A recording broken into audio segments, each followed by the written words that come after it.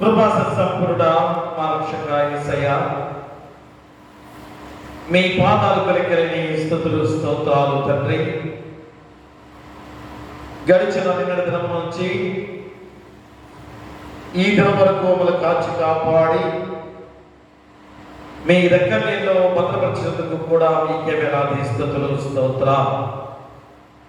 ఈ 40 రోజుల శిలువ శ్రమ ధ్యానాలు మాకు ఎంతో అవసరమైన రోజులుగా ఉన్నాయి తండ్రి. ఎందుకనగా పాపము వశంప చేసుకున్న ఈ లోకములో అపవాది మమ్మల్ని చెడు మార్గంలో నడిపించి మా జీవితాలు ఎన్నో శ్రమలు పాలు చేసే సమయముగా ఉండగా మరి ఈ పాప జీవితాల నుంచి తొలగించడానికి అయ్యా మీరు శ్రమ పొందారు. శిలువ త్యాగం ద్వారా రక్షించిన దేవాది దేవుడవు కాబట్టి మీరు పడిన శిలువ శ్రమ మరణ వేదనను గుర్తు చేసుకొని మా జీవితాలను మార్చుకునే సమయముగా ఈ పరిశుద్ధ దినాలుగా పవిత్రమైన రోజులుగా మాకు అనుగ్రహ చేసిన దేవాది దేవుడవు కాబట్టి ఎవరో అశ్రద్ధ నిర్లక్ష్యం చేయకుండా ప్రతి మోకాలు మీ పాసంలో మోకరుని మీ నామానికి మహిమ ఘనత ప్రభావాలు కలిగించే బిడవగా ప్రతి ఒక్కరిని నడిపించమని, ఈ ఆరాధనతో కూడా మీరే తోడుగా ఉండి నడిపించమని నీ కుమారుడు మా ప్రభువైన యేసుక్రీస్తు ద్వారా వేడుకొంచున్నాము తండ్రి. ఆమేన్.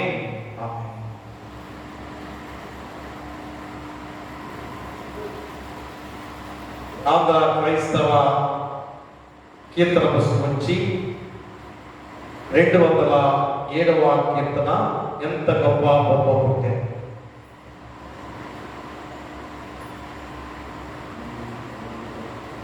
ఎంత గొప్ప గొప్ప పుట్టెనో దానితో రక్షణ మంతయును సమాప్తమాయెను.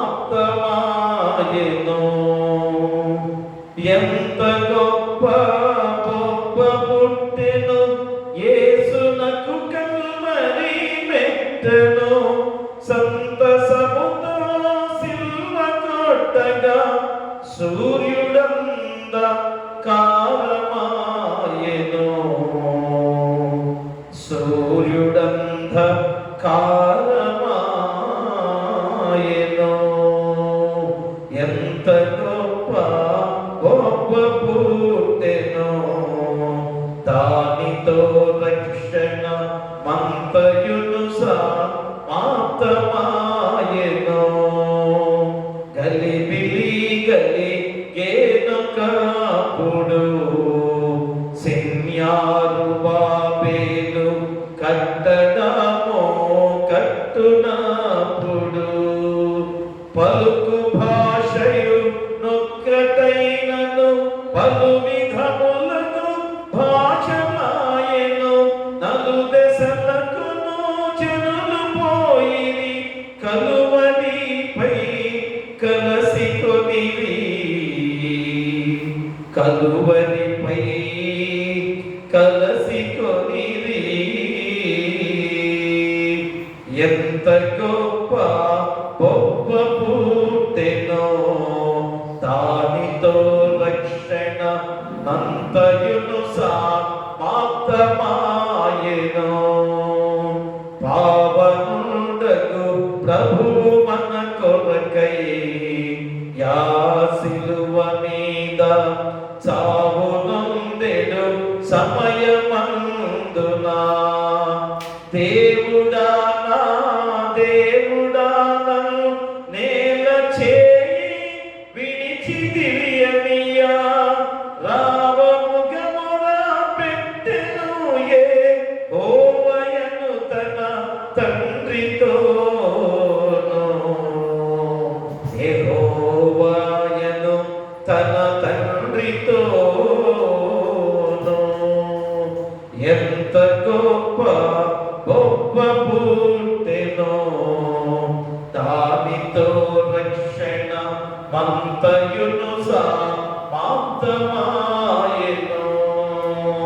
అందు నిమిరము క్రమ్ము గడియయ్యే దాని సూర్యుని నంత చుట్టెను బంధకంబులు నిందవాయువు నిల్నవీచెను కందు యేసుని ఆవరించెను పందెముగనుక కాటు వేసెను పాత సర్వము ప్రభు యేసును పాత సర్వము ప్రభు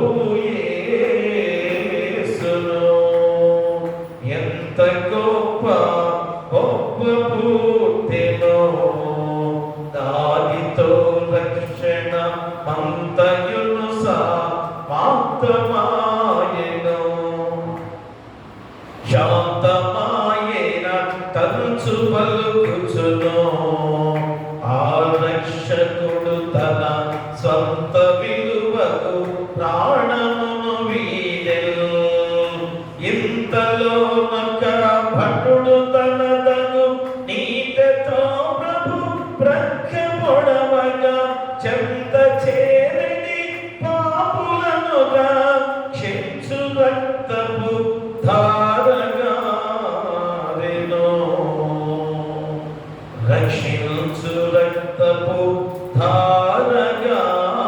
ధారగారెను ఎంత గొప్ప గొప్ప పూర్తినో దానితో రక్షణ బంతయును మాత్రమాయను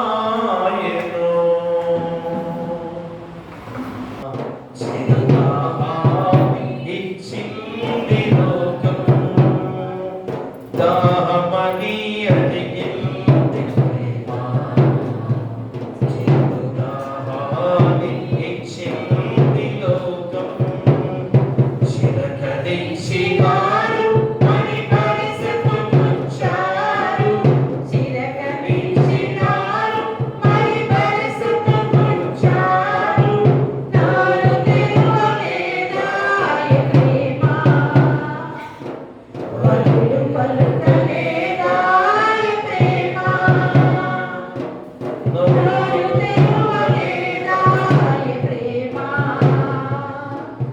వలుడు పలుకలేదాయ ప్రేమ ఇది ఎవరి కోసమో జగతి కోసమే జనుల కోసమే ఈ జగతి కోసమే ఈ జనుల కోసమే సిలువలో సాగింది యాత్ర కరుణామయుని దయగల పాత్ర తండ్రి యొక్కయు కుమారుని యొక్కయు పరిశుద్ధాత్మ యొక్కయు నామమున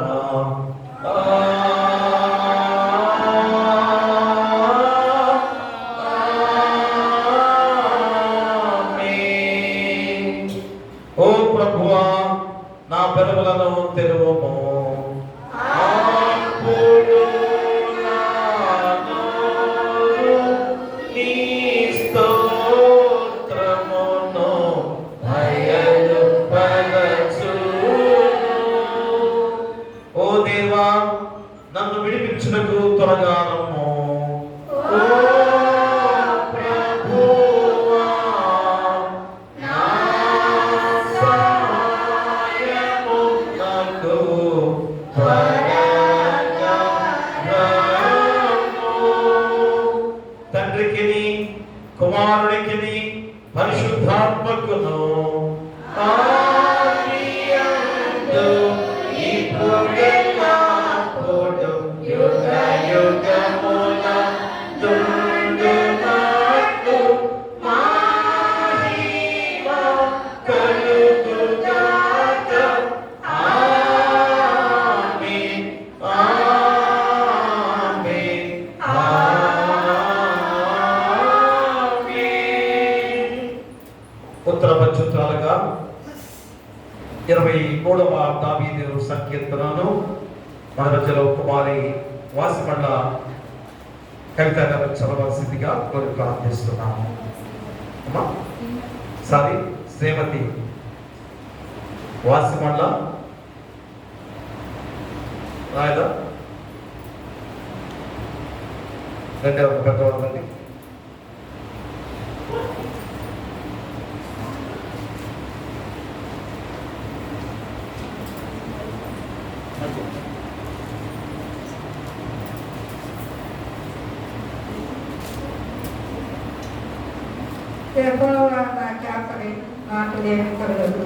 పచ్చికల చోట్లలో ఆయనను పనులు చేయించున్నాడు, శాంతికరమైన మనల్ని నడిపించున్నాడు. నా ప్రాణములకు ఆయన సేవ తీస్తున్నాడు, నామను బట్టి నన్ను నీతి మార్గంలో నడిపిస్తున్నాడు. వాడు అంధకారపు లోయలో నీవు సంచరించినను ఏ అపాయములకు భయపడదు. నీవు నాకు తోడయ్యుందువు, నీ తుదితమయు నీ దండమును నా శత్రువుల ఎదుట నీవు నాకు భోజనం సిద్ధపరిచింది. నూనెతో నా తల అంటి ఉన్నావు, నా గిన్నె నిండి పొందుతున్నది. అందరం కలిసి నేను ప్రతిదినమును కృపాక్షేమములు నా వెంట ఉంచును, చిరకాలం యెహోవా మందిరములో నివాసము చేసేదను. తండ్రికి కుమారునికి పరిశుద్ధాత్మకు ఆదియందు ఇప్పుడు ఎల్లప్పుడూ యుగాయుగములందు ఉండునట్లు మహిమ కలుగును గాక.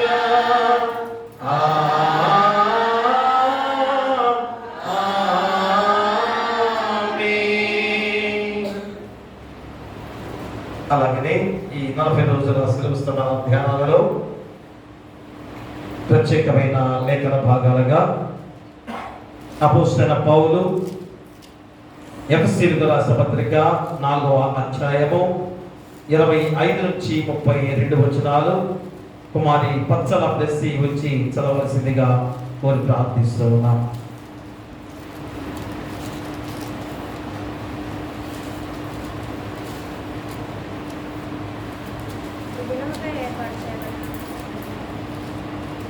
విధముగా ఏర్పాటు చేయబడిన పత్రికా పత్రికను ఇలాగూ రాయబడినది. ఎఫెసీయులకు రాసిన పత్రిక 4వ అధ్యాయం 25వ వచనం నుంచి 32వ వచనం ఉంది. మనము ఒకరికొకరము అవయవాలమై ఉన్నాము కనుక మీరు అబద్ధమాడటమని ప్రతి వారిను తమ పొరుగు వారితో సత్యమే మాట్లాడలేదు. కోపపడడి కానీ పాపము చేయదు. సూర్యాస్తమించే వరకు కోపము నిలిచి ఉండకూడదు. అపవాదికి చోటు ఇవ్వదు. దొంగలి వారు ఇక మీదట దొంగలిగా అక్కర కలవారికి పంచిపెట్టడి. వీలు కలుగు నిమిత్తము నీ చేతులతో మంచి పని చేయదు. కష్టపడవలను వినవారికి మేలు కలుగునట్లు అసమరులను బట్టి క్షేమాభివృద్ధికరమైన అనుకూల వచనమే పలుకుడి. కానీ దుర్భాషి అయినను మీ నోట రానివ్వడి. దేవుని పరిశుద్ధాత్మను దుఃఖపరచబడి విమోచన దినము వరకు ఆయన యందు మీరు ముద్రింపబడి ఉన్నారు. సమస్తమైన ద్వేషము, కోపము, క్రోధము, అల్లరి, దోషణ, సకలమైన దుర్విషయమును మీరు విస్మరించుడి. ఒకరి ఎడల ఒకరు కలిగి కరుణకుదారై క్రీస్తునందు దేవుడు మిమ్మల్ని క్షమించు ప్రకారము మీరును ఒకరినొకరు క్షమించుబడి. ఇంత పర్యంతము ఓ ప్రభువా మమ్మను కనికరింపుము. దేవునికి స్తోత్రము కలుగును గాక. ఈరోజు గురువారం కనుక శిల కూడికగా ఉన్న రోజు కనుక మరి యొక్క శ్రమల కాల ధ్యానాల్లో మరి రోజు స్థానిక పాస్టర్ గారిగా వాక్యాన్ని అందించబోతుండగా ముందు ప్రార్థనలో నడిపించడానికి శ్రీమతి మేడిద ప్రేమల గారు వచ్చి ప్రార్థనలో నడిపించవలసిందిగా కోరి ప్రార్థిస్తున్నాం.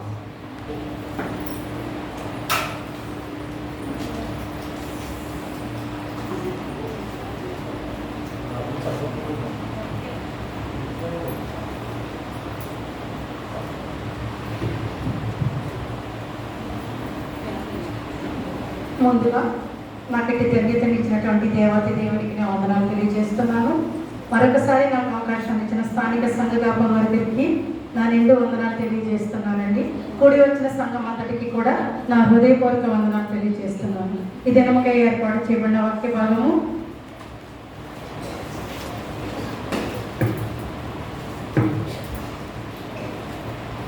మన అంశము దేవుని పరిశుద్ధాత్మను దుఃఖపరచుకుడి. ఏంటండి? దేవుని పరిశుద్ధాత్మను దుఃఖపరచుకుడి. దేవుని యొక్క ఆత్మను మనం విచార పెట్టేవారిగా ఉన్నామా లేదా బాధ పెట్టేవారిగా ఉన్నామా? ఇది నాన్న కొద్ది నిమిషాలు వాక్యం ద్వారా ధ్యానం చేసుకుందామండి. మూలవాక్యముగా మనం చూసినట్లయితే ఏపీసీ పత్రిక 4వ అధ్యాయము 30వ వచనం ఒకసారి చూసినట్లయితే, దేవుని పరిశుద్ధాత్మను దుఃఖపరచుకుడి, విమోచన దినము వరకు ఆయన యందు మీరు ముద్రింపబడి ఉన్నారు. చాలండి. దేవుని పరిశుద్ధాత్మను దుఃఖపరచుకుడి, విమోచన దినము వరకు ఆయన యందు మీరు ముద్రించబడి ఉన్నారు. ఈ వచనములో అపోస్తలుడైన పౌలు గారు క్రైస్తవ జీవితంలో పరిశుద్ధాత్మ యొక్క పాత్రను వివరిస్తూ మనకి కొన్ని ముఖ్యమైన విషయాలను తెలియజేశాడు. అవేంటంటే విమోచన దినము వరకు ముద్రింపబడి ఉన్నారు. అంటే దేవుడు మనలను తన సొత్తుగా గుర్తించడానికి తన ఆత్మను మనకు ఒక ముద్రగా, అంటే ఒక సీల్ వేసినట్లుగా మనకి వేసి మనం రక్షింపబడిన రోజు నుండి తిరిగి మనలో యేసుక్రీస్తు వచ్చే వరకు, అంటే విమోచన దినము వరకు ఈ ముద్రను మనపై ఉంటుంది అనే ఒక సూచనగా మనకి వాక్య భాగం వివరిస్తున్నారు. అంటే ఆయన తండ్రిగా ఉన్నాడు, కుమారుడిగా ఉన్నాడు, పరిశుద్ధాత్ముడిగా ఆయన మరి మన కొరకు, మన పాపాల కొరకు సిలువలో తన ప్రాణాన్ని అర్పించి మరలా పునరుద్ధరణి లేచి మన కొరకు స్థలాన్ని ఏర్పాటు చేయడానికి ఆయన వెళుతున్నప్పుడు మనకి తోడుగా ఎవరికి ఉంచి వెళ్ళాడండి? పరిశుద్ధాత్మను తోడుగా ఉంచి వెళ్ళాడండి. విమోచన దినము వరకు, తిరిగి మరలా ఆయన రాకడ సమయం వరకు అది మనతో ఉంటుందని ఈ వాక్యము మనకి సెలవిస్తుంది. మరి అలాంటి పరిశుద్ధాత్మను మనము దుఃఖపరిచేవారిగా ఉన్నామా, సంతోషపరిచేవారిగా ఉన్నామా? ఇది మన అంశము కూడా అదే. దేవుని పరిశుద్ధాత్మను దుఃఖపరచకుడి. మరి మనల్ని మనం దానిని అనువదించుకున్నట్లయితే మనం దుఃఖపరుస్తున్నామా, సంతోషపరుస్తున్నామా? మరి దుఃఖపరచడం అంటే ఏమిటి అనుకోవచ్చు. పరిశుద్ధాత్మ ఒక శక్తి మాత్రమే కాదండి, అది ఒక వ్యక్తి. పరిశుద్ధాత్మ దేవుడుగా ఉన్నాడు. మరి మనం తప్పుడు ఆలోచనలు చేసిన, తప్పుడు మార్గంలో నడిచిన, చెడ్డ మాటలు మాట్లాడిన ఆయన వేదన చెందుతాడు, దుఃఖపడతాడు, బాధపడతాడు. మన స్నేహితులతో మనం మాట్లాడినప్పుడు ఎలా అయితే మన మాటల ద్వారా, మన క్రియల ద్వారా వారిని మనం కొన్నిసార్లు బాధ పెడుతూ ఉంటామో, అలాగే మన ప్రవర్తనతో దేవుని ఆత్మను కూడా మనం బాధ పెడుతున్నామేమో. ఈరోజు మన వాక్యము ద్వారా మనల్ని మనము పరిశీలన చేసుకుందాం. నేను కూడా పరిశుద్ధాత్మను సంతోషపరుస్తున్నానా లేదా దుఃఖపరుస్తున్నానా? మనల్ని మనమే ఒక ప్రశ్న వేస్తున్నామండి. ఈరోజు మనం ఒక ప్రశ్న, నా జీవితంలో నేను దేవుని పరిశుద్ధాత్మను సంతోషపరుస్తున్నానా లేదా దుఃఖపరుస్తున్నానా? దీనికి సమాధానంగా మనం చివరిలో మనకి ఆన్సర్ దొరుకుతుంది. మరి మనల్ని మనం పరిశీలన చేసుకుందాం, ప్రశ్నించుకుందాం. ప్రభువా, నేను నా జీవితంలో నేను నిన్ను సంతోషపరుస్తున్నానా, దుఃఖపరుస్తున్నానా? నా స్థితి ఏ విధముగా ఉన్నది అనే దానిని మనము చూద్దామండి. మనం చాలాసార్లు మనుషులని ఈ లోకంలో దుఃఖపరుస్తూ ఉంటాం. మన మాటల ద్వారా, మన క్రియల ద్వారా, మన ప్రవర్తన ద్వారా దుఃఖపరుస్తూ ఉంటాం. కానీ ఈరోజు బైబిల్ ఏమి సెలవిస్తుందండి? మనం దేవుని పరిశుద్ధాత్మను కూడా దుఃఖపరిచే వారిగా ఉన్నామండి. మరి మనం అలాంటి స్థితిలో ఉన్నామా? దేవుడు మనలో తన పరిశుద్ధాత్మను ఉంచి వెళ్ళాడు. మరి మనము ఆ పరిశుద్ధాత్మ నిండుకున్న వారమే ఉన్నప్పుడు మన మాటలు ఎలా ఉండాలండి? మంచి మాటలై ఉండాలి. మన క్రియలు ఎలా ఉండాలండి? మంచి క్రియలై ఉండాలి. మన నడవడిక ఎలా ఉండాలి? దేవుని మార్గంలో నడిచేవారిగా ఉండాలి. మరి ఏమీ లేకుండా మన జీవితంలో పాపము, అవిధేయత, చెడు స్వభావము, కుళ్ళు, కుట్రలు, కక్షలు, ద్వేషాలు ఇవన్నీ మనం ఉంచుకున్నట్లయితే మరి పరిశుద్ధాత్మ దుఃఖపడుతుందా, సంతోషపడుతుందా అండి? ఖచ్చితంగా దుఃఖపడుతుంది. మరి ఆ దుఃఖం మనము ఎలాంటి వాటి ద్వారా పరిశుద్ధాత్మను దుఃఖపరుస్తున్నాము అనే దానిని 3 మాటలుగా ఈ దినాన మన వాక్యాన్ని ధ్యానం చేసుకుందామండి. 3 ఉపవంశాలుగా ధ్యానం చేసుకుందాం. నేను కూడా పరిశుద్ధాత్మను ఏ విధముగా దుఃఖపరుస్తున్నానని మనము ఆలోచన చేసుకున్నట్లయితే ఈ 3 మనలో ఉన్నాయా?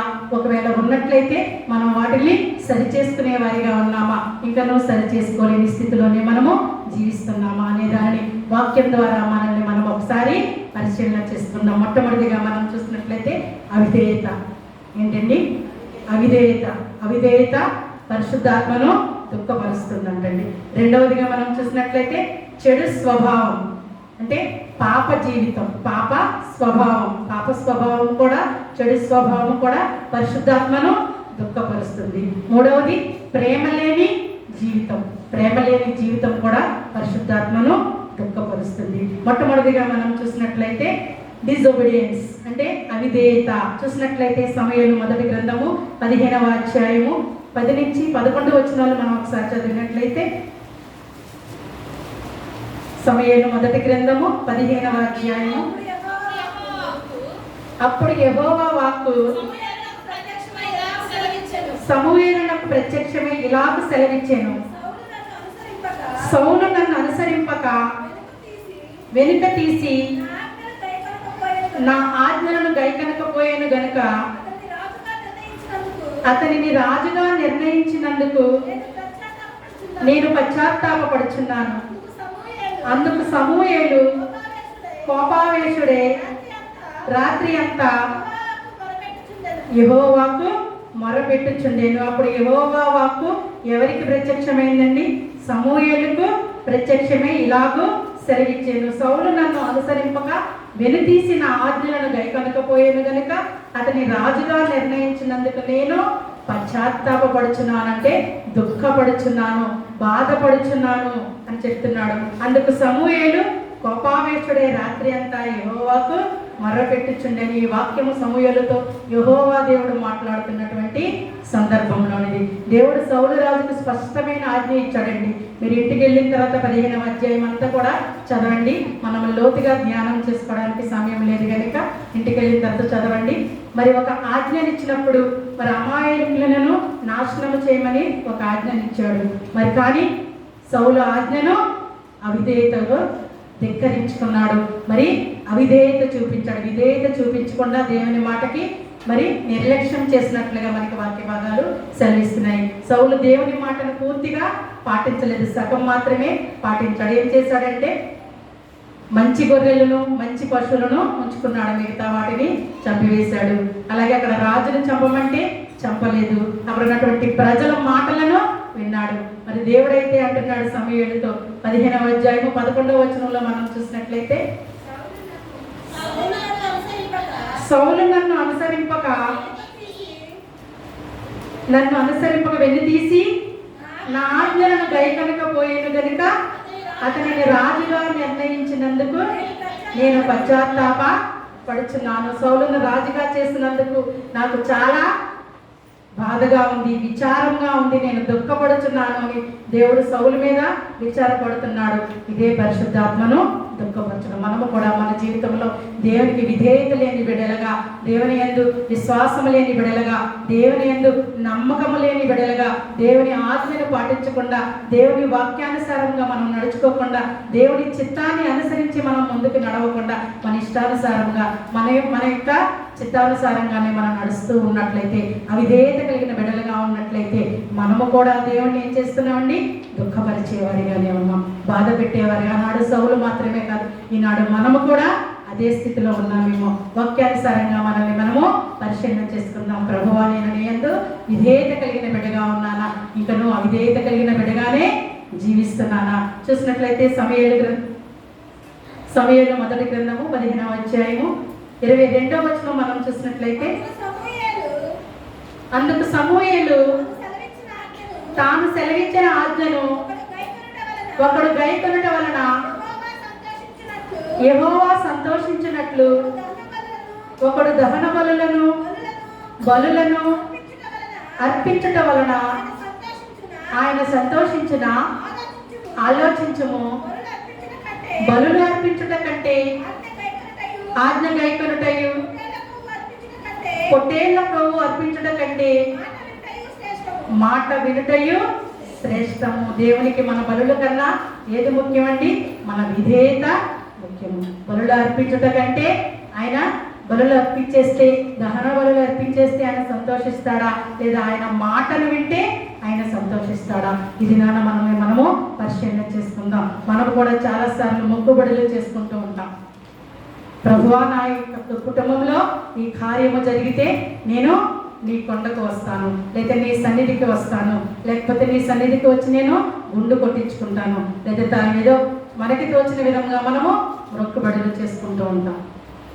అయితే దశమ భాగం ఇస్తాను, లేకపోతే ఏదో మనకి తోచిన మనకి తగినట్లుగా మనము మొక్కుబడులు చేస్తూ ఉంటాం, ప్రార్థన చేస్తూ ఉంటాం, కానుకలు ఇస్తాం. కానీ ఏం చేస్తామని చివరికి దేవుని మాటను మాత్రము పాటించేవారుగా ఉంటుంది. కానీ ఇక్కడ అంటున్నాడు, బలులు అర్పించడం కంటే నా మాట గైకొనుట శ్రేష్టము అంటున్నాడు. మరి దేవుని మాటను మనము గైకునే వారిగా ఉన్నామా, లేదా మనకు అవసరమైనప్పుడు, మన పరిస్థితులు మనం దిగజారినప్పుడు మనం ఏం చేస్తూ ఉంటామండి? మొక్కుబడులు చెల్లించుకుని, కానుకలు సమర్పించుకుని, ప్రార్థన చేసుకుని, తర్వాత మరలా దేవుని మాటను వినకుండా మన ఇష్టం వచ్చినట్లుగా ఈ లోకానుసారంగా మనం జీవించేవారిగా ఉన్నామా? ఒక్కసారి మనల్ని మనము పరిశీలన చేసుకుందాం. కానీ దేవుని మాటలను పాటించకుండా ఉండడం మాత్రము దేవునికి ఇష్టమైనది కాదు. అటువంటి బిడ్డలు దేవునికి ఇష్టమైన బిడ్డలుగా ఉండరు. మనము కూడా ఈ లోకానుసారంగా మనం ఏం చేస్తున్నాం? మరి మండల కాల ధ్యానాలలో మనం అనేక నిర్ణయాలు తీసుకుంటూ ఉంటాం.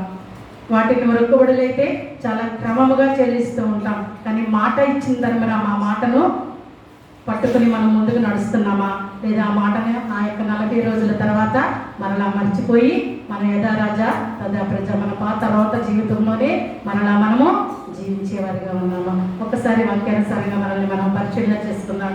యాకోబు పత్రిక 1వ అధ్యాయం 22వ వచనం మనం చూసినట్లయితే, యాకోబు పత్రిక 1వ అధ్యాయము, మీరు వినువారు మాత్రమే ఉండి మిమ్మల్ని మీరు మోసపుచ్చుకొనకుండా వాక్య ప్రకారము ప్రవర్తించువారై ఉండుడి. మీరు వినువారు మాత్రమే ఉండి మిమ్మల్ని మీరు మోసపుచ్చుకొనకుండా వాక్య ప్రకారము ప్రవర్తించువారై ఉండుడి. వాక్యము వినేవారిగానే కాకుండా దాన్ని అనుసరించేవారిగా ఉండండి.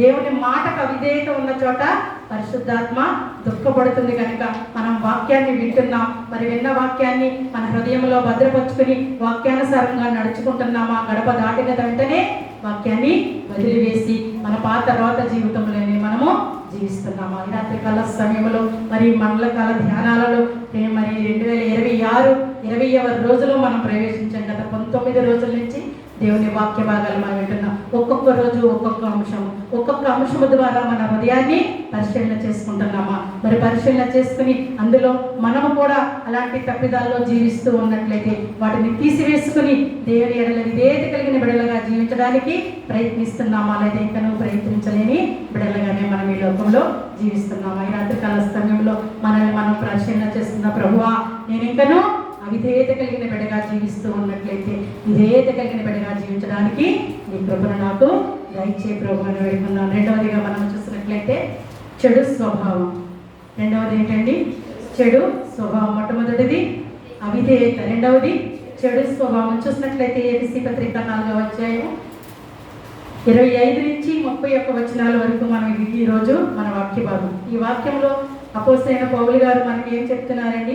విశ్వాసుల జీవితంలో ఎలా ఉండాలో చెప్తున్నాడు. మనలో ఏ లక్షణాలు ఉన్నాయో, పరిశుద్ధాత్మను మనం ఏ విధముగా దుఃఖపరుస్తున్నామో చెప్తున్నాడు. అవి ఏంటంట? అబద్ధము, కోపము, దొంగతనము, చెడ్డ మాటలు, ద్వేషము, కపటమైన మాటలు, కఠినమైన మనస్సు, ఇవన్నీ కూడా మన హృదయంలో మనం ఉంచుకొని మనం ఏం చేస్తున్నాం? పరిశుద్ధాత్మను దుఃఖపరిచేవారిగా ఉంటున్నాం.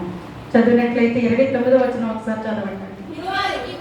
వినువారికి మేలు కలిగినట్లు అవసరమును బట్టి క్షేమాభివృద్ధికరమైన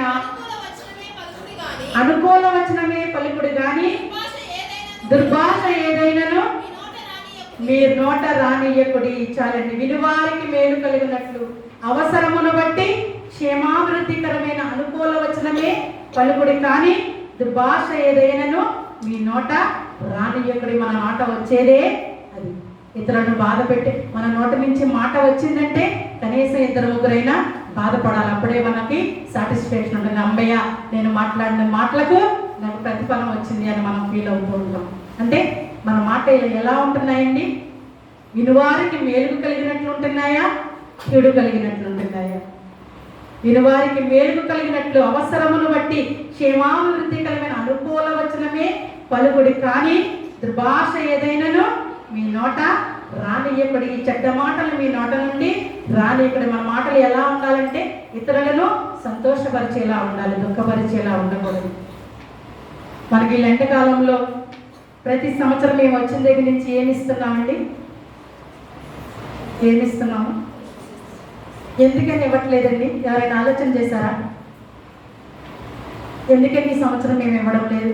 ఎవరైనా ఒక్కరైనా ఆలోచన చేశారా? 20 రోజులు అయిపోయింది, మరి వచ్చిన 2 సంవత్సరాల నుంచి క్వశ్చన్స్ ఇస్తున్నారు, ఎందుకని ఇవ్వడం లేదు అని ఆలోచన చేశారా? ఒకసారి ఆలోచన చేయండి.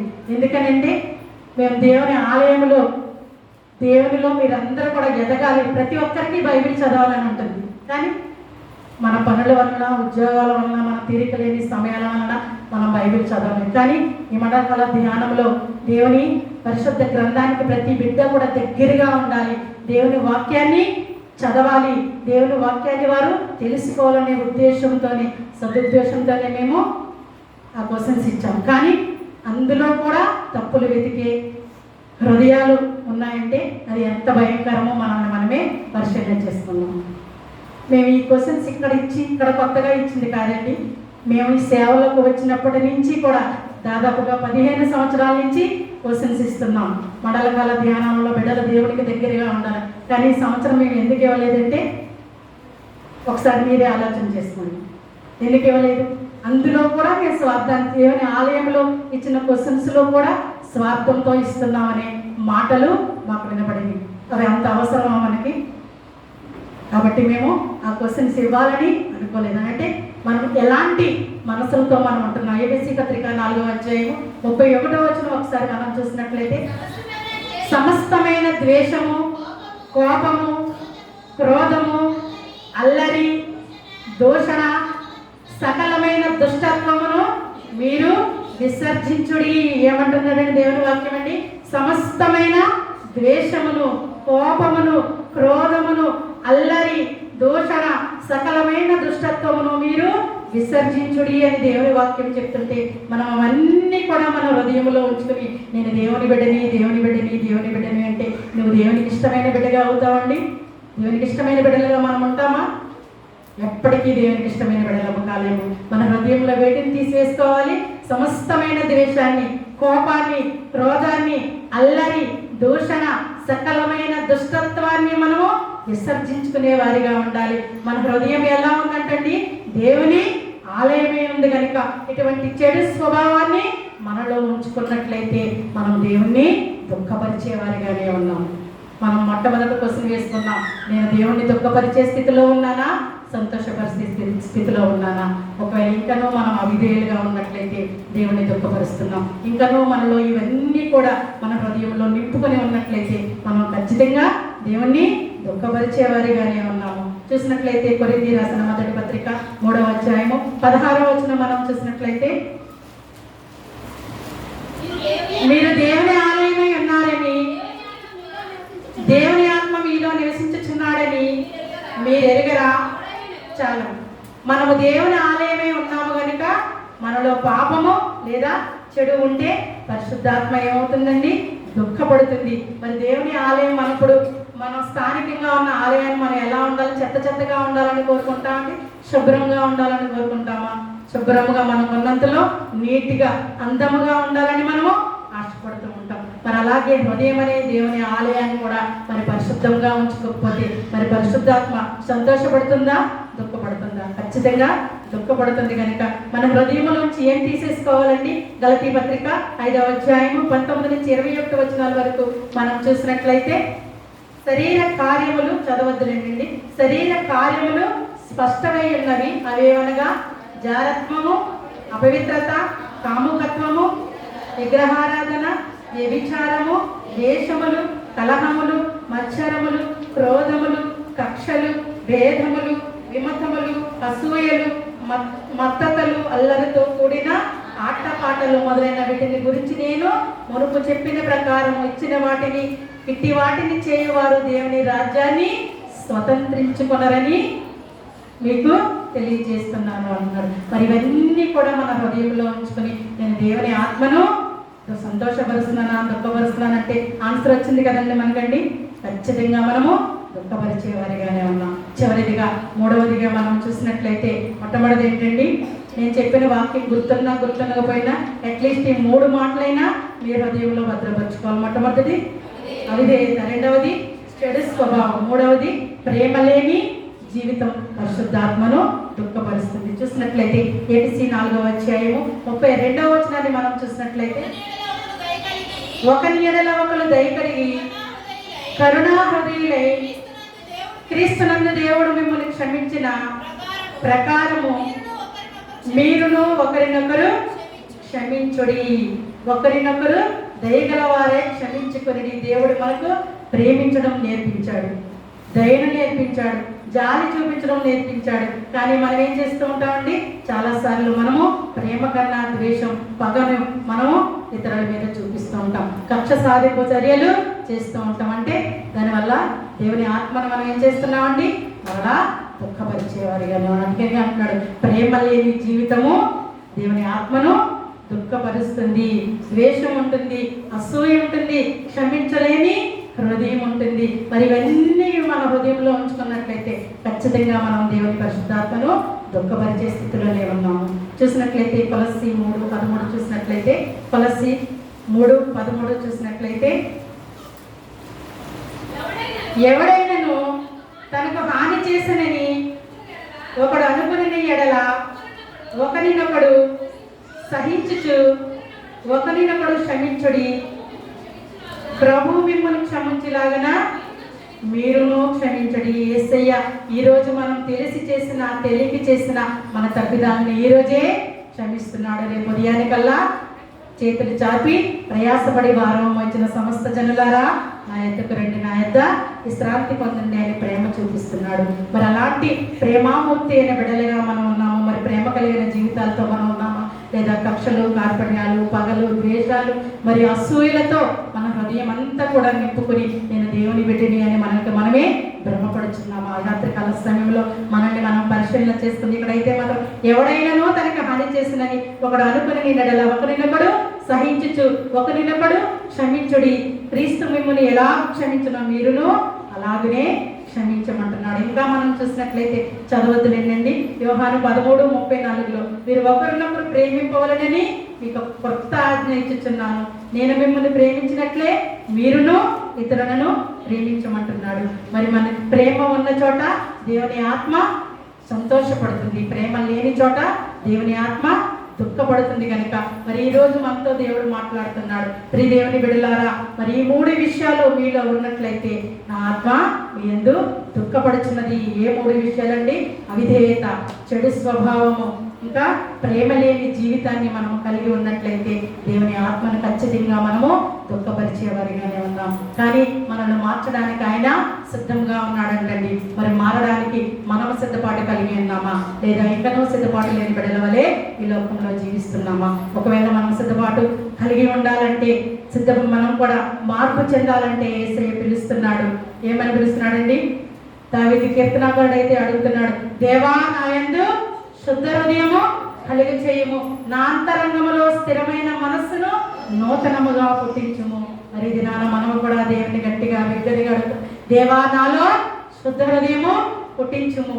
ఈరోజు మనమందరం కూడా దేవుని సన్నిధానంలో కూర్చుని ఉన్నాం. మరి చివరి ప్రార్థనలో విరిగి నలిగిన హృదయంతో, పశ్చాత్తాప హృదయంతో దేవుని అడుగుదాం, ప్రభువా మరి ఇప్పటి వరకు నేను ఎట్టి స్థితిలో జీవించి ఉన్నా, మరి నీకు అవిధేయత కలిగినటువంటి బిడ్డగా నేను ఉన్నట్లయితే విధేయత కలిగిన బిడ్డగా ఉండడానికి, చెడు స్వభావంతో, పాప స్వభావంతో నా జీవితం అంతా కూడా మరి ఆవరించుకుని ఉన్నట్లయితే అట్టి స్వభావాన్ని తీసివేసుకుని నూతన స్వభావాన్ని పొందుకుని మరి ప్రేమ లేని జీవితంతో నేను ఇంకను ఈ లోకంలో జీవిస్తూ ఉన్నట్లయితే ప్రేమ కలిగిన జీవితంతో జీవించే కృపను నాకు దయచేయి ప్రభు అని వేడుకునే వారిగా ఉండాలని కోరుకుంటూ మిమ్మల్ని, మీ కుటుంబాన్ని దేవుడు దీవించను. ఆమేన్. నాకు అవకాశం మన స్థానిక సంఘ కాపరి గారికి మరొకసారి నా వందనాలు తెలియజేస్తున్నాను. ప్రియ దేవుని సంగమా తెలిపెట్టారా, మనము మన దేవాలయం ఉండగా మరి దేవాలయంలో దేవుడు ఏ రీతిగా ఉంటాడో ఆ పరిశుద్ధమైన ఆలయంగా మన దేహం ఉండగా మరి ఆ పరిశుద్ధాత్మ మనలో నింపబడి ఉన్నదని, మరి ఆ పరిశుద్ధాత్మను మనం దుఃఖపరుస్తున్నామన్నా అనేది మరి ఎన్ని గొప్ప మాటలు ఈరోజు మనం గుర్తు చేసే సందర్భంలో మరి సౌలు విషయంలో ఎలాంటి అవిధేయత చూపించాడో, మరి దేవుడే ఒక రాజుగా మొట్టమొదటి రాజుగా దేవుడు ఏర్పాటు చేసుకుంటే మరి దేవుని ఆజ్ఞలు పాటించకుండా దహనం అర్పిస్తే సరిపోతుందో అనుకున్న సౌలు రాజు జీవిత విధానం. మరి రోజు మనం కూడా ఇంతగా రక్షించబడిన తర్వాత కూడా అవిధేయులై మనం జీవిస్తున్నామా? మరి దేవుని మాటను పాటించిన వారిగా ఉన్నామేమో గుర్తు చేసుకొని, మరి అవిధేయత పరిశుద్ధాత్మ దుఃఖపరుస్తుందని మొదటి అంశంగా మనం గుర్తు చేసుకున్నాం. అలాగే రెండవ అంశంలో చెడు స్వభావం అనేది మరి ఎంత భయంకరంగా పరిశుద్ధాత్మను మోసపరుస్తుందో తెలియజేయబడిన వాక్యము. చివరిగా ప్రేమ లేని జీవితము పరిశుద్ధాత్మ ఎలాగా మోసపరుస్తుందో మనందరం కూడా గుర్తు చేసుకుంటే, మరి రోజు మనము మన జీవితాలు మరి ఏమి కోల్పోతున్నామో ఆలోచన చేసుకోవాలి. విధేయత కలిగి ఉండాలి, చెడు స్వభావాన్ని మనలో తీసివేసుకోవాలి. ప్రేమ కలిగి జీవించే వారిగా ఉంటేనే మనలో ఉన్న పరిశుద్ధాత్మ సంతోషపరచబడుతుంది. ఆ పరిశుద్ధాత్మ ఎప్పుడైతే సంతోషపరచబడిన కాలమే ఆ దేవాది దేవుడు నిన్ను అంగీకరించి ఆ యొక్క నిత్య జీవానికి వారసులుగా చేయబోతుంది. అలాంటి చక్కటి వాక్యం ద్వారా మరి పాస్టర్ గారితో చక్కగా క్లుప్తంగా మరి 3 అంశాలతో చెప్పబడిన ధారములో మరోసారి పాస్టర్ గారికి 2 వందనాలు తెలియజేసుకుంటూ మరి విన్న మీకును మీ కుటుంబాలకును సదాకాలము దేవుడు తోడైనడు గాక. ఆమేన్. దహన బలిని దహన బలి నీకు నానిష్టము మరియు దైవ బాధలు విరిగినయా మాయే యెహోవా దేవా విరిగి నలిగిన ఎత్తి హృదయాంబలక్షంబు చేయవు నికటాక్షంబుతో సియోనుకు దిప్పుడే ననరు తోడండు మేలు సేయుము ప్రకటంబుగాను ఏమునకు ప్రకారములను గట్టింపుము అంతటా నీతియుక్తములౌ బలులు యాగములు సర్వాంగహోమము ఎంతో ఇష్టము బలిపీఠము మీద ఎన్నో కోడెల జనుల పిలుతురు. దయచేసి కూర్చోండి, కానుకలు సమర్పించుకుందాం. కూడా దేవుని సన్నిధిలో ధ్యానం చేసుకుంటూ మరింత గొప్ప సమయంగా ముందు సాగుతున్న ప్రయాణం. ఉదయం కూడా ఏదో వాక్యంలో చెబుతున్నాను, దేవునికి శ్రమకాలమా అని అడుగుతున్నాను. మ్యాచ్గా కృపా తీసుకోవాలి. వారు నిన్న కాక మొన్న వచ్చి శ్రమకాల ధ్యానాలు ఎన్నో రోజులు చూస్తుంటే మరి నిజమైన క్రైస్తవులుగా ఎన్ని రోజులు శ్రమకాల ధ్యానం ఉంటూ కూడా అలాంటి వారు ఇప్పుడు మాట్లాడుతున్నప్పుడు మరి మీరు సమాధానం చెప్పలేకపోతున్నారు కదా. శ్రమకాల ధ్యానం యేసుక్రీస్తు వారికి అని చెప్పాము. మనం ఎవరికి శ్రమకాల ధ్యానం చెప్పాం? యేసుక్రీస్తు వారు పడిన శిలువ శ్రమ మరణ వేదనలో మనం గుర్తు చేసుకుంటున్నాం. మన జీవితాన్ని మార్చుకుంటున్నాం, పరిశుద్ధతలో కాపాడుకుంటూ నడుస్తున్నాం కదా. మరి అర్థం కాలేదా వారికి? బాహటంగా అంత పెద్ద రీతిలో చెబుతున్నారంటే అంటే ఈ సమయంలో వారికి జనాలు రాక ఈ విధంగా చెబుతున్నారు కదా. చూడండి, ఇప్పుడు వచ్చి ఎక్కించడం అంటే ఎంత నిజమైన క్రైస్తవులుగా ఉండి అన్యులుగా వారు చెప్పే బోధన కొరకు మనం పరిగెత్తున్నాం కనుకనే ఈ రీతిగా మనం ఈరోజు ఇబ్బంది పడుతున్నాం కదా. అగ్నిలోంచి పెట్టే ప్రాంతాలకేమో ఎక్కడెక్కడిపోతున్నారు లక్షల మంది. ఎక్కడన్నా చూడండి మీరు, మన నిజమైన క్రైస్తవుడిగా పెట్టిన వారు ఇంత గొప్పవారు అయ్యారా అమ్మా? దాంట్లో కూడా క్యాస్ట్ ఫీలింగ్ తో మనం వెళ్తున్నాం. వాళ్ళకి పెద్ద కులం కనుక మనం మీటింగ్లకి తరలి వెళ్తున్నాం. మరి నిజమైన బోధ, నిజమైన ప్రార్థన ఏంటో గమనించుకొని మరి ఎప్పుడైనా కానీ మారు మనసు పొందకపోతే మన జీవితాలు ఎన్నో అవిశ్వాసమైన జీవితాలతో ఎంత నష్టపోతామో ఒకసారి గమనించండి. అటు ఇటు గాలికి ఎగిరి పుట్టు వలె ఉండవద్దు దయచేసి. ఎందుకంటే ఆ శిల్వ ధ్యానాలు దేనికని చెప్పుకున్నాం? యేసుక్రీస్తు అంత ఘోరమైన శిల్వ త్యాగం ద్వారా రక్షించాడు కనుక ఈ 40 రోజులు కూడా మనం ధ్యానం చేసుకుంటూ మరి రోజు ఇచ్చిన వాక్యం ఏంటంటే తెలుసు కదా, మనలో అవిధేయత ఉంది, మనలో ఉన్న చెడు స్వభావం ఉంది, మనలో ప్రేమ లేని జీవితాలతో జీవిస్తున్నాం. అవి తీసుకోవడం గురించే కదా మనం చెప్పింది. యేసుక్రీస్తు వారి ఉన్న శిలువ శ్రమ ఇప్పుడు పడుతున్నదని ఏమని చెప్పామా? పరిశుద్ధాత్మ దుఃఖపరుస్తున్నామని చెప్పుకున్నాం కదా.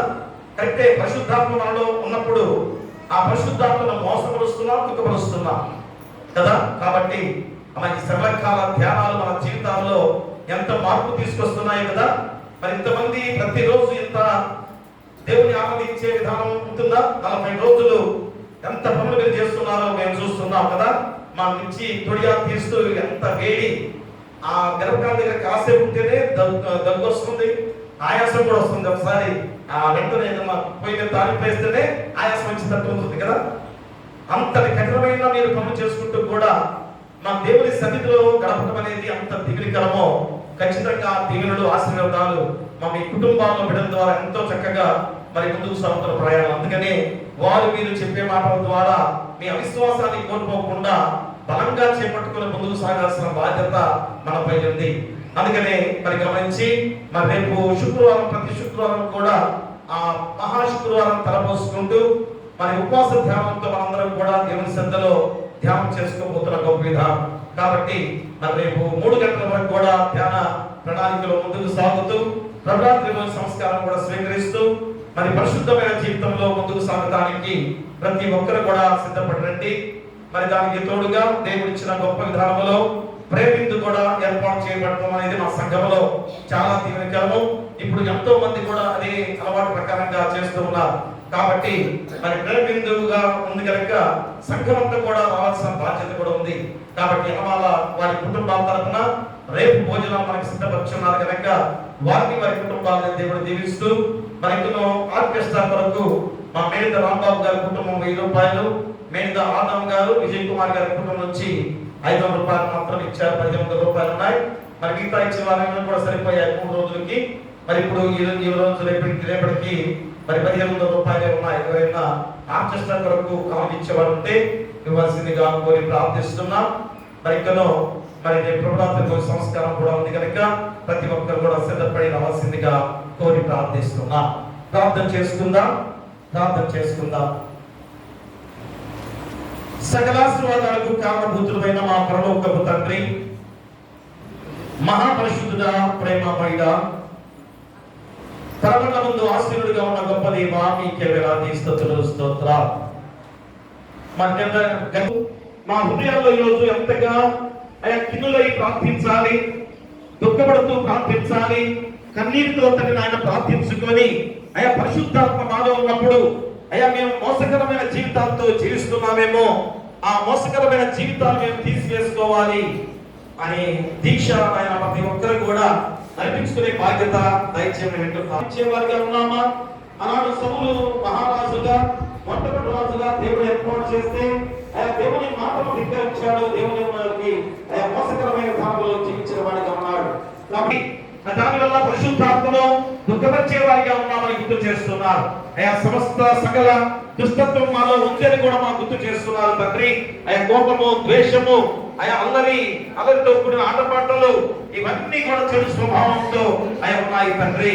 అలాంటి చెడు స్వభావం మాలో ఉంటే పరిశుద్ధ ఆ చెడు స్వభావం తీసివేసుకునే వారిగా ఉత్సవం వేడుకలు ప్రార్థన చేస్తున్నాం.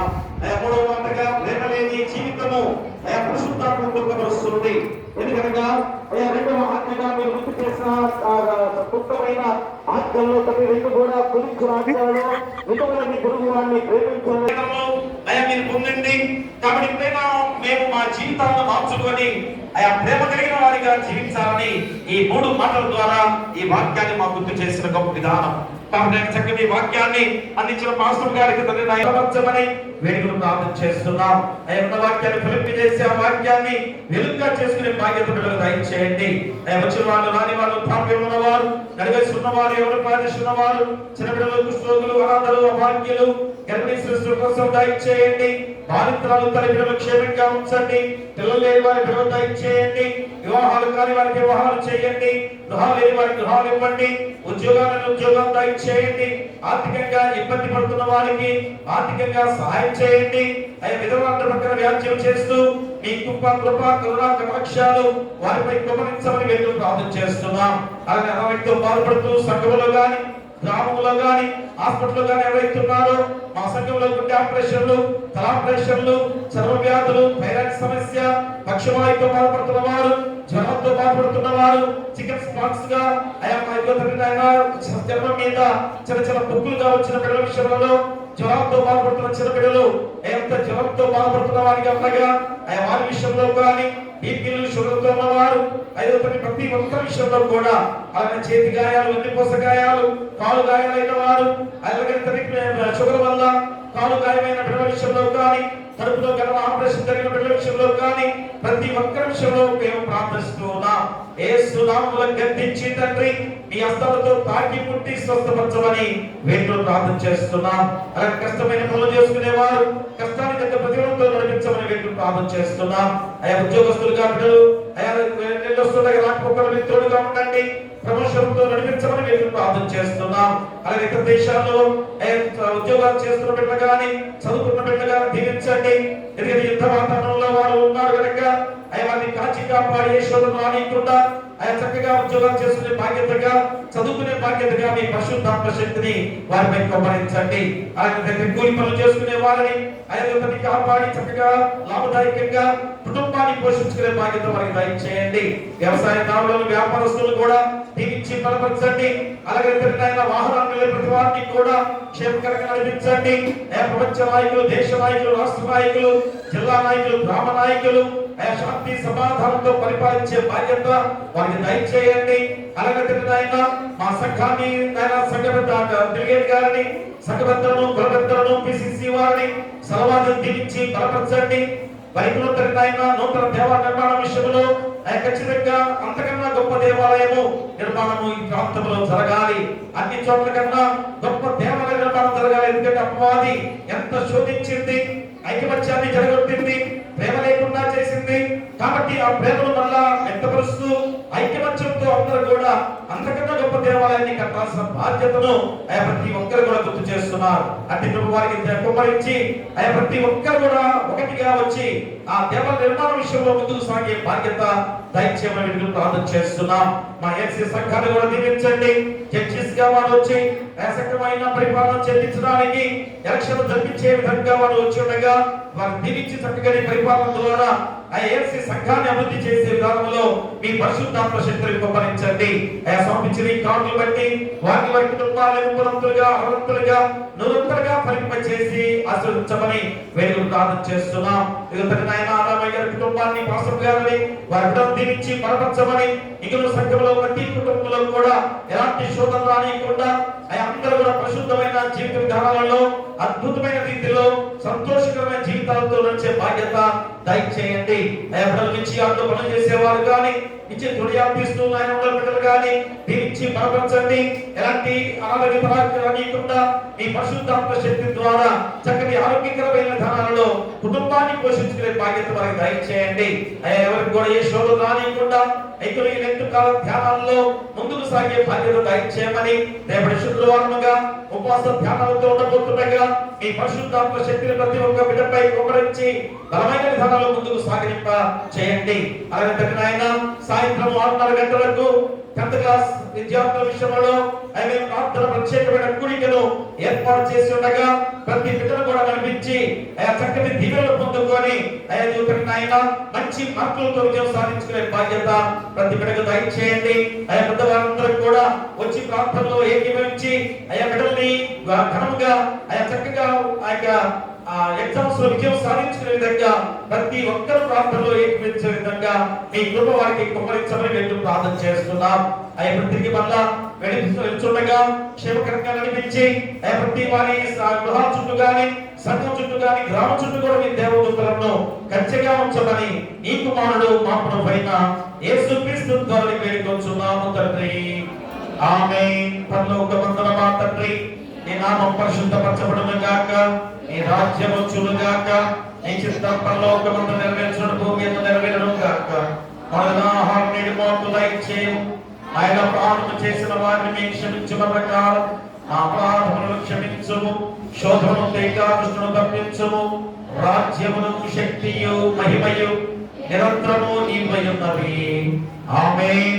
మన ప్రభువైన యేసుక్రీస్తు ప్రేమ, మన తండ్రి దేవుని కృప, పరిశుద్ధాత్మ అన్యోన్య సహవాసము ఈ యొక్క శ్రమల కాల ధ్యానాలుగా 20 రోజులు నడిపించి అయా దేవుని పరిశుద్ధాత్మను దుఃఖపరచకండి అనే అంశం ద్వారా మన హృదయాలు అవిధేయులుగా కాకుండా, చెడు స్వభావం లేకుండా, ప్రేమ లేని వారిగా ఉండకుండా అయా మేమందరూ కూడా అయా విధేయత కలిగి చెడు స్వభావం తీసివేసుకొని ప్రేమతో జీవించే విధానంలో చక్కటి వాక్యాన్ని గ్రహించి విడుదల బిడలకు రాని వారికి, సంఘానికి, గ్రామానికి, రాష్ట్రానికి, దేశానికి, ప్రపంచంలో ప్రతి బిడ్డలకు సదాకాలము తోడైనను గాక.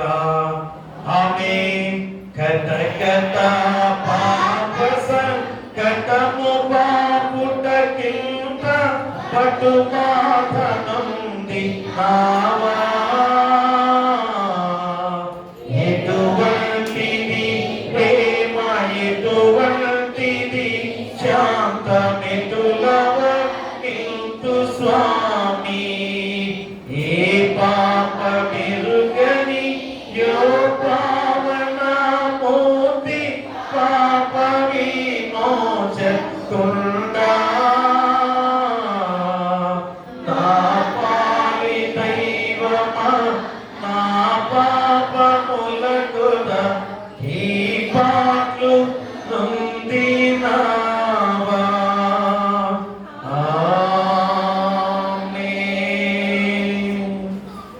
ఏమన్నామండి?